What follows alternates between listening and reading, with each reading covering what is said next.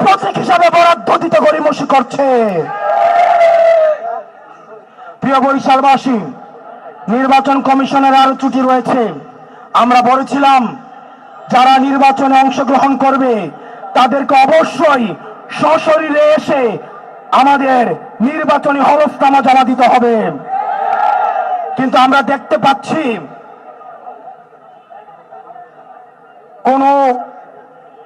কোন ষড়যন্ত্রের কারণে নির্বাচন কমিশন চাচ্ছে সশরীরে না এসেও যেন হলফনামা দেওয়া যায়, সেটির ব্যবস্থার জন্য নির্বাচন কমিশন এগিয়ে যাচ্ছে।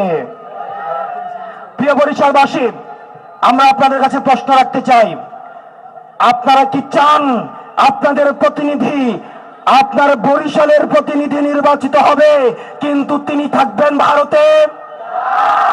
আপনারা কি চান আপনাদের প্রতিনিধি নির্বাচিত হবে কিন্তু তিনি থাকবেন ইউরোপে, তিনি থাকবেন আমেরিকায়, তিনি থাকবেন লন্ডনে?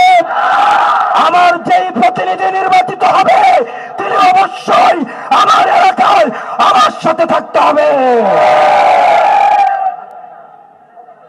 নির্বাচন কমিশন আওয়ামী লীগকে আবার প্রশ্রয় দিতে, এই নির্বাচন অংশগ্রহণ করাইতে আবার চাচ্ছেন সশরীরে না এসেও অনলাইনে যেন নির্বাচনী হলফনামা দেওয়া যায় সেই ব্যবস্থার দিকে এগিয়ে যাচ্ছে।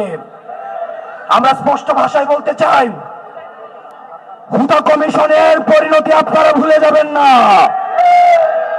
হুদা কমিশনের পরিণতি ভুলে যাবেন না, হুদা কমিশনের পরিণতি ভুলে যাবেন না।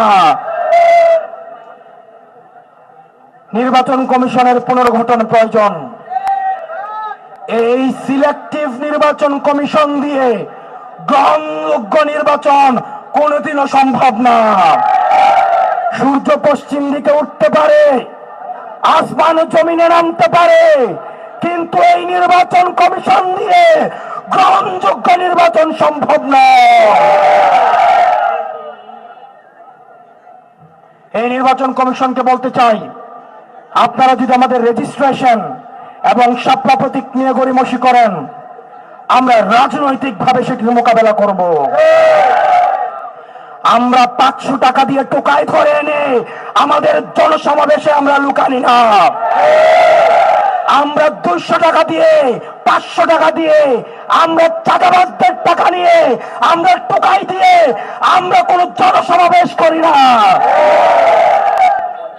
আমাদের এই জনসমাবেশে যারা আসে প্রত্যেকে নিজ থেকে এনসিপি